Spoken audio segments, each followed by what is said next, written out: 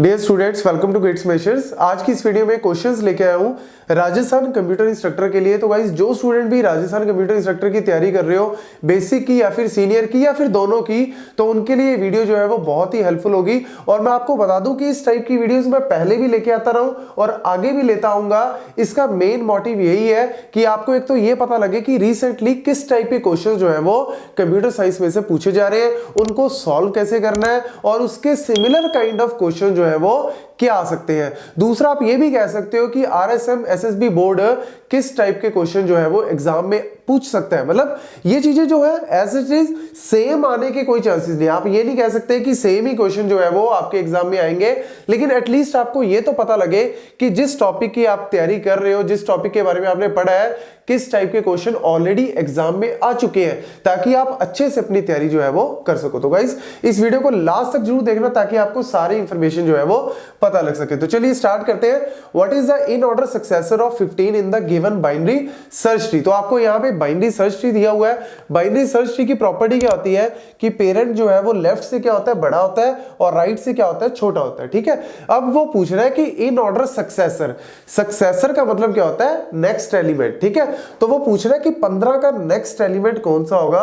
तो maximum student को पता क्या लगेगा कि 15 के बाद नेक्स्ट कौन सा है, 18। लेकिन गाइस, ये गलत है, क्योंकि जब भी हम इन ऑर्डर की बात करते हैं तो इन ऑर्डर जनरली होता क्या है कि जब भी हम किसी एलिमेंट पे दूसरी बार पहुंचते हैं, मैं ऑलरेडी बता चुका हूं, आप चैनल की वीडियो को फॉलो कर सकते हो कि in order, pre order, post order को कैसे फाइंड आउट करते हैं।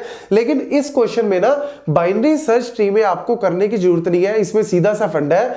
बाइनरी सर्च ट्री में जब भी आपको सक्सेसर फाइंड आउट करना है तो आपको पता है कि इसका सक्सेसर जो है वो इन तीनों में से एक ही होगा। ऑब्वियसली 15 से बड़ा ही होगा ना सक्सेसर, लेकिन इन सारे एलिमेंट्स में से जो सबसे छोटा है वो क्या होगा, सक्सेसर होगा। मतलब 15 से तो बड़ा ही है, लेकिन 15 से जितने भी सारे बड़े हैं उनमें से जो सबसे छोटा है that will be the successor. तो यानी आंसर क्या आएगा इसका, 17। तो इस तरीके से जो है वो आप इजीली फटाफट से इस क्वेश्चन को सॉल्व कर सकते हो। ठीक है, तो आंसर क्या आ गया इसका, 17। तो आपको यह भी पता लग रहा है कि क्वेश्चंस में अगर कोई ट्रिक्स हैं तो उनको कैसे आप यूज कर सकते हो। Then dispatch latency is defined as. Dispatch latency कहां पे होती है, ऑपरेटिंग सिस्टम में जब हम प्रोसेसेस की बात करते हैं तो हमारे पास इस तरीके से होता है ना, आपने सुना होगा रेडी स्टेट में होता है प्रोसेस, रेडी से रनिंग स्टेट में जाता है।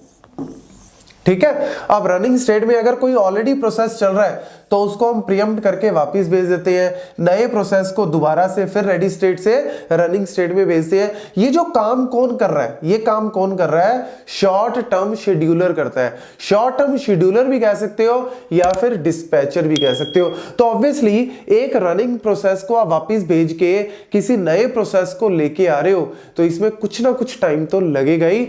That is called a dispatch latency. So the time of dispatching a process from running to ready state and keeping the CPU idle, या फिर the speed of dispatching a process from running to ready, नहीं, the time to stop one process and start running another process, yes, that is called what, that is called the dispatch latency. The time to stop one process मतलब एक को हमने stop किया और दूसरे को हमने स्टार्ट किया, तो इसको बोलते हैं हम डिस्पैच लेटेंसी।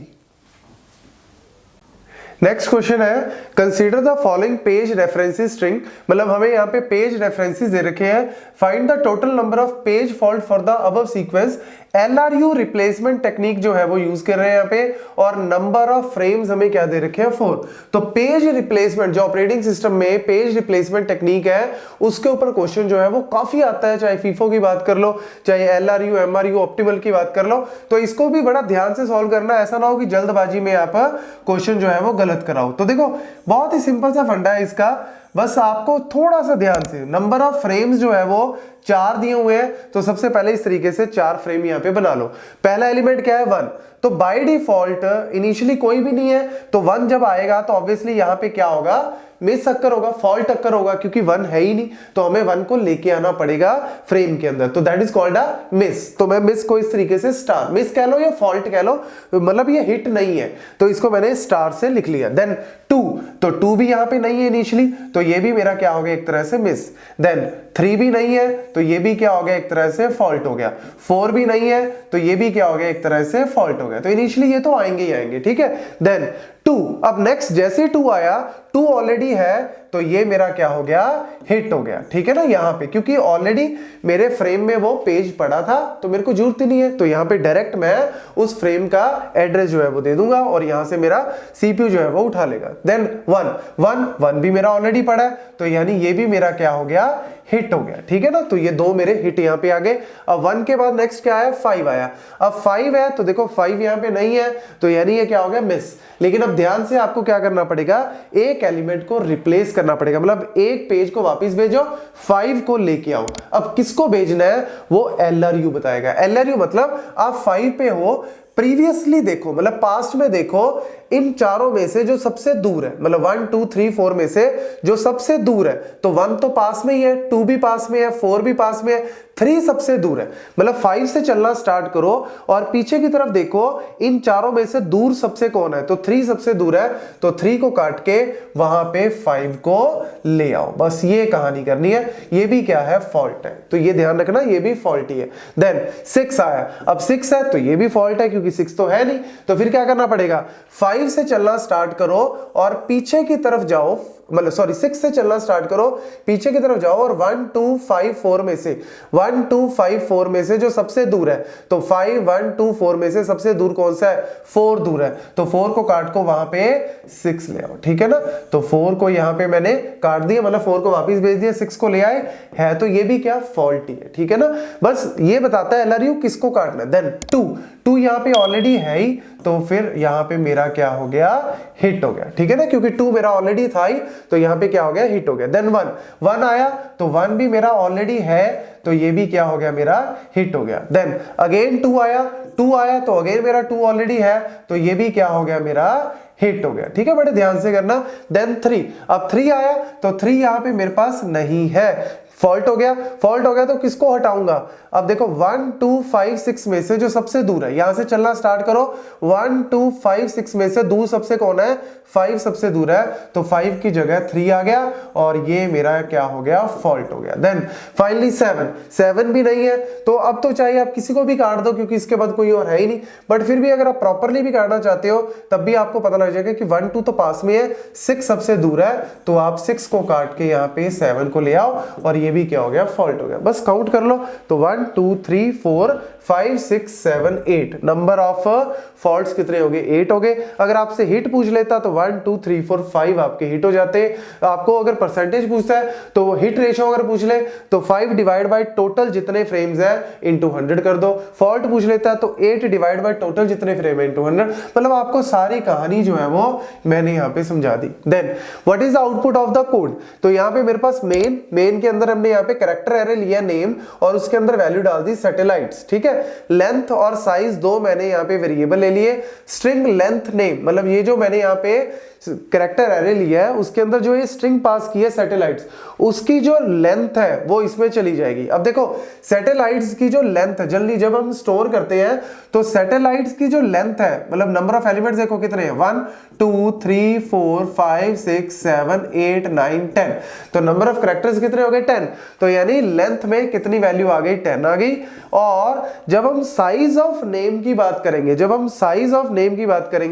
तो साइज ऑफ में क्या है मेरे पास, जब भी हम कैरेक्टर एरे में कोई स्ट्रिंग को स्टोर करते हैं तो नॉर्मली आपको लगता होगा कि ठीक है 10 एलिमेंट्स ही तो है तो 10 ही लेगा साइज, नहीं, यहां पे एक एक्स्ट्रा आपका नल कैरेक्टर लास्ट में जुड़ता है। मतलब every string is stored with null character at the last, ठीक है ना। तो एक वैल्यू एक्स्ट्रा नल कैरेक्टर की आ जाएगी, तो यानी क्या हो जाएगी 11, और लास्ट में क्या किया, इन दोनों को मल्टीप्लाई किया, तो देख लो आंसर क्या आ जाएगा, 110 आ जाएगा, ठीक है। दोनों को मल्टीप्लाई करके उसको प्रिंट करना, दैट्स इट।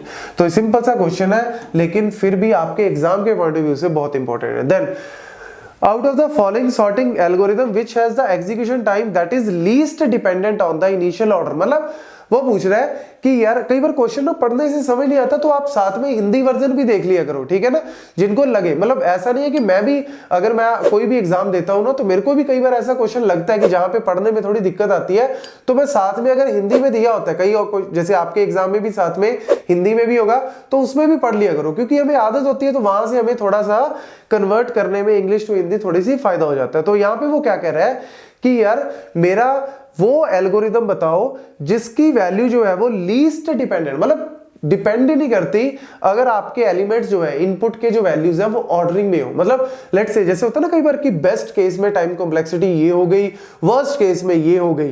तो अगर हम बात करें जैसे इंसर्शन सॉर्ट, बेस्ट केस में क्या है, order of n, worst case में ऑर्डर ऑफ n स्क्वायर। तो यानी ये तो डिपेंडेंट हो गया ना, ये लीस्ट डिपेंडेंट नहीं हुआ, ये तो मोस्ट डिपेंडेंट। अगर आपने सॉर्टिंग एरे दे दिया तो ये तो कम टाइम लेगा, अगर नहीं दिया तो ज्यादा टाइम लेगा, तो यानी ये तो डिपेंडेंट है। देन क्विक सॉर्ट में अगर हम लाइक सॉर्टेड एरे देते हैं या फिर पाइवट एलिमेंट लेते हैं, मतलब उसमें क्या होता है कि नॉर्मली बेस्ट केस में और एवरेज केस में n log n टाइम लेता है, अदरवाइज ऑर्डर ऑफ n के टाइम लेता है वर्स्ट केस में। तो यानी यहां पे भी डिपेंडेंसी आ गई। मर्ज सॉर्ट की बात करें तो ये सारे केसेस में n log n टाइम ही लेता है। आप जो मर्जी इनपुट दे दो, इसको कोई लेना देना नहीं है, ये सब में n log n टाइम लेगा। तो यानी ये डिपेंडेंट नहीं है कि आप किस टाइप की वैल्यू दे रहे हो, ठीक है। ऐसे ही सिलेक्शन सॉर्ट भी अगर आप सॉर्टेड एरे देते हो तो नंबर ऑफ स्वैप्स को कम कर देता है, मतलब कहीं ना कहीं डिपेंडेंसी है। कहां नहीं है डिपेंडेंसी, मर्ज सॉर्ट, वो कहता है जो मर्जी डेटा दे दो, मैंने n log n टाइम ही लेना है। Then what is the availability of the software with the following reliability figure? तो यहाँ पे मेरे को दे रखा है mean time between failure and mean time to repair। mean time between failure क्या होता है कि दो अप टाइम के बीच में, मतलब दो अप टाइम के बीच में अगर कोई फेलियर आता है that is called mean time between failure. And repair मतलब कि अगर फेलियर आ गया तो उसको मेरे को ठीक करने में टाइम तो ऑब्वियसली लगेगा। तो इसका फॉर्मूला क्या होता है रिलायबिलिटी का, mean time between failure divide by mean time between failure plus mean time to repair, ठीक है, मीन टाइम टू रिपेयर। और इसको आप 100 से मल्टीप्लाई कर दो तो आपकी परसेंटेज आ जाएगी। बस यहाँ पे ध्यान क्या रखना कि ये 20 डेज है और ये 20 आवर्स है, तो सबको एक ही वैल्यू में कन्वर्ट कर लो। तो 20 डेज में कितने आवर्स होंगे, एक दिन में 24 घंटे होते हैं, तो 20 में आपके इतने होंगे, 20 इंटू 24 प्लस MTTR क्या दे रखा है, 20 दे रखा है। यानी एक तरह से क्या हो गया ये 480 डिवाइड बाय 480 प्लस 20 मतलब 500 हो गया। तो इसको आप सॉल्व करोगे तो 96% आपका आंसर आ जाएगा। So this is how you have to solve it. ये सारे टॉपिक्स जो है मैं आपको बता दूं कि जो हमारा कोर्स है गेट्स मेशर्स का ऑलरेडी कोर्स चल रहा है based on your Rajasthan computer instructor, तो वो सारे के सारे पॉइंट जो है वो आपको वहां पे बहुत ही अच्छे से समझाए हुए हैं। इन केस अभी भी कोई परचेज करना चाहता है, क्योंकि अभी भी टाइम है, अभी भी आप 2-2.5 महीने के अंदर अंदर अच्छे से तैयारी कर सकते हो। तो आप जो व्हाट्सएप लिंक जो है वो व्हाट्सएप का नंबर आपको दिया हुआ है और लिंक दिया हुआ है डिस्क्रिप्शन में, आप वहां पे जाके चेक कर सकते हो, आपको वहां से सारी इंफॉर्मेशन मिल जाएगी। अगर आप कोर्स परचेज करना चाहते हो सबसे बेस्ट और सबसे कम प्राइस में हम लोग कोर्स जो है वो चला रहे हैं इसका। Then avalanche effect in the cryptography में जो प्लेन टेक्स्ट होता है वो साइफर टेक्स्ट में कन्वर्ट करते हैं, तो उसमें एक टॉपिक आता है एवलांचे इफेक्ट। एवलांचे इफेक्ट का मतलब क्या होता है कि अगर मैं डेटा में थोड़ा सा भी चेंज कर दूं, मतलब होता क्या है कि जैसे मेरा प्लेन टेक्स्ट है 1 2 3 और मेरा उसका साइफर टेक्स्ट आया लेट्स से ABC, अगर मैं इसमें थोड़ा सा भी चेंज कर दूं, लेट्स से मैं इसमें डॉट एक्स्ट्रा लगा दूं, तो उसकी वजह से जो मेरा साइफर टेक्स्ट है वो बहुत ज्यादा चेंज हो जाएगा, मतलब एकदम से वैल्यू जो है वो चेंज कर जाएगी। तो large change in the cipher text when the keyword is change minimally, मतलब कम से कम भी चेंज करोगे तो आपका साइफर टेक्स्ट बहुत ज्यादा चेंज हो जाएगा। तो ये काफी अच्छी चीज होती है।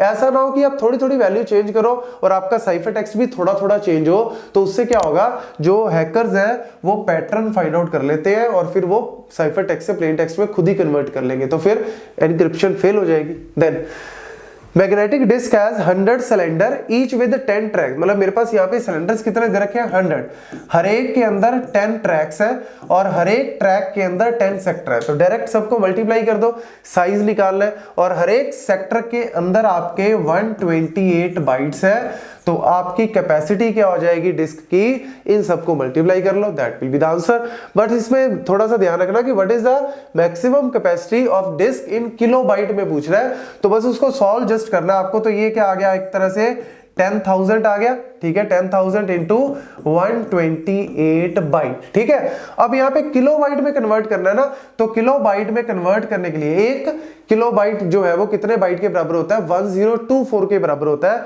तो इसको आप एक तरह से 1024 से क्या कर दो, डिवाइड कर दो। 1024 से अगर मैं डिवाइड करता हूं और यहां पे मेरा किलोबाइट, किलो बनाने के लिए मतलब 1000, ठीक है, तो यानी एक तरह से आप 1024 से डिवाइड करोगे तो आपका आंसर जो है वो तकरीबन ये 1250, यस 1250 जो है वो आपका आंसर आ जाएगा। मतलब आप सॉल्व भी करना चाहते हो तो इसका जो है वो एक तरह से ये क्या हो गया 2⁻7 डिवाइड बाई 2⁻10, तो ये 2⁻3 मतलब 8 हो गया। तो यानी एक तरह से ये 10,000 डिवाइड बाई 8 हो गया। ये 1024 से क्यों किया, क्योंकि 1 किलो बाइट क्या होता है 2⁻10 बाइट होता है, 2⁻10 क्या होता है 1024 बाइट होता है। तो ये तो वैसे बाइट से किलो में कन्वर्ट करने के लिए 1024 से डिवाइड कर दिया।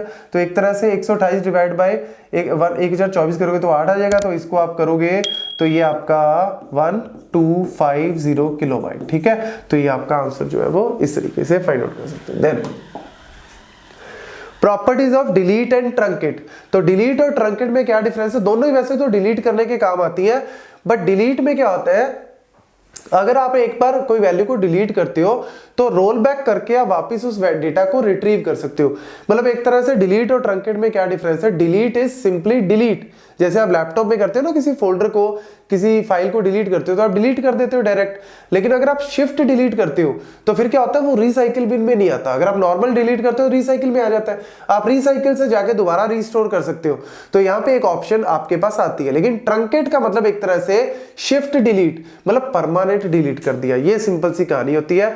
तो after the execution of delete operation commit and rollback statement can be performed to retrieve, yes, lost data को आप दोबारा रिट्रीव कर सकते हो, बट अगर आप इन्हें एक बार ट्रंकेट कर दिया तो आप रिट्रीव नहीं कर सकते, ठीक है। सिंपल सा डिफरेंस है। Then the hardware implementation which provides a mutual exclusion, mutual exclusion जो है उसको अचीव करने के लिए आप सेमाफोर को भी यूज कर सकते हो, टेस्ट एंड सेट इंस्ट्रक्शन को भी यूज कर सकते हो। लेकिन ये जो सेमाफोर है वो क्या है, सॉफ्टवेयर सॉल्यूशन है, और टेस्ट एंड सेट इंस्ट्रक्शन जो है वो क्या है, हार्डवेयर सॉल्यूशन। मतलब ये इंस्ट्रक्शन को टाइम करने के लिए आपको हार्डवेयर को यूज करना पड़ता है, तो इसीलिए इसको बोलते हैं हार्डवेयर सॉल्यूशन। और ये सेमाफोर जो है वो आपका क्या है, सॉफ्टवेयर सॉल्यूशन के अंदर आता है। तो ये छोटे छोटे पॉइंट्स हैं, आपको थ्योरी के पॉइंट्स भी मैंने यहाँ पे बताया, न्यूमेरिकल्स भी आपको बताए हैं। तो इसीलिए इस तरीके की वीडियोस मैं और भी आपके लिए लाता रहूंगा। ज्यादा से ज्यादा वीडियो को लाइक करें, चैनल को सब्सक्राइब करें अगर अब तक आपने नहीं किया, और अगर कर भी दिया है तो और डिवाइसेस से सब्सक्राइब करवा सकते हो, शेयर कर सकते हो इन वीडियोस को। Thank you.